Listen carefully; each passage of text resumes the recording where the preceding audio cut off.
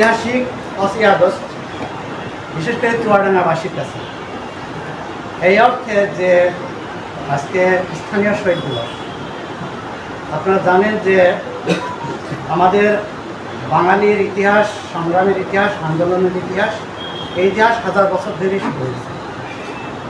তবে চূড়ান্ত পরিণতি আমরা যদি দেশ বিভাগের পর থেকে ধরি, ভাষা আন্দোলন, 69-এর গণ অভ্যুত্থান, তারপরে মহান মুক্তিযুদ্ধ, 90-এর গণ অভ্যুত্থান এবং সর্বশেষ আমরা 24-এর যে গণ অভ্যুত্থান, এটা যদি ধরি, প্রত্যেকটি সংগ্রামী বৈষম্যের বিরুদ্ধে, প্রত্যেকটি সংগ্রামী হচ্ছে গণতন্ত্রের জন্য, প্রত্যেকটি সংগ্রামী হচ্ছে স্বৈরশাসকের পতনের জন্য।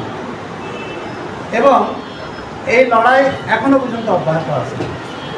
আমি এই সব সংগ্রামের শহীদদের প্রতি স্মৃতি, তাদের প্রতি আমার মাথা প্রণত করে আমি শুধু একটুখানি বলতে চাই, জহিরের মতো আমিও বলতে চাই যে আমার যে রাজনৈতিক দায়, এটি রাজনৈতিক দলের সদস্য হওয়া সত্ত্বেও এবং সাহিত্যের সংগঠনের সাথে যুক্ত হওয়ার কারণে এখনও পর্যন্ত আপনারা জানেন যে যদি দৈনিক সমীকরণের আপনারা সাহিত্য কথাটা খেয়াল করে রাখেন, তাহলে প্রত্যেকটা সংখ্যাতেই কিন্তু জুলাই আন্দোলন এবং মুক্তিযুদ্ধ এই বিষয়গুলি নিয়েও কিন্তু গল্প কবিতা প্রকাশিত হচ্ছে।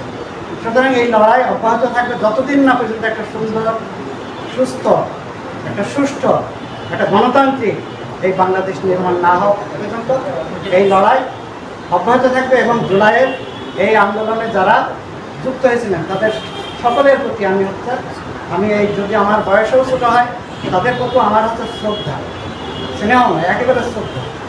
ধন্যবাদ।